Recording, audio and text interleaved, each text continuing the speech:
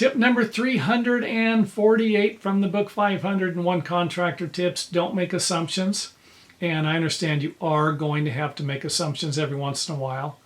You are going to have to take an educated guess, and that's just the way it is. But just like the laws of probability, dealing with percentages, if you're someone who makes assumptions and 70% of the time you're going to be right, 30% of the time you're going to be wrong, and you're versus someone else, again, we're dealing with the laws of probability here, and you're dealing with someone else who doesn't want to make an assumption, and they're going to try and beat a yes or no answer out of somebody, and then these people end up only ended up having problems 10% of the time. 90% of the time, they're not going to have a problem. If you're in that, this is kind of what I mean. If you can just reduce the amount of potential problems you're going to have, and making an assumption is a big deal because it's communication.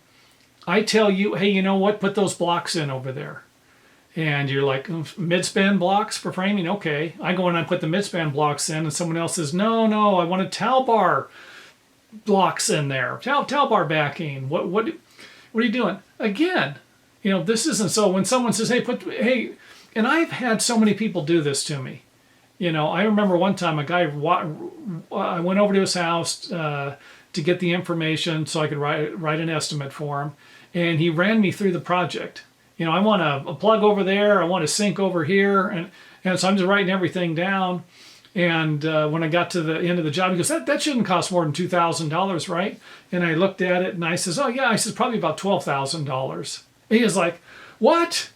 Well, could you imagine this guy, obviously was trying to intimidate me by rushing me through the job. And I didn't do the job. I let it go because it was too much of a problem. I could see this guy was going to be a nightmare. And again, this is an assumption I made, but I'm making it off of information that I've gathered. So if you're making an assumption that's going to be based off of information that is relevant, there's going to be more of a percentage. You're going to have a higher percentage of a chance of being right, or being right more often than just saying, you know what, that guy, this is a nice house and he has a nice car. I'm working for him, Okay, fine. This might not be relevant information. You might need to examine a little more or ask a few more questions before you can do that. And that's what I'm recommending here.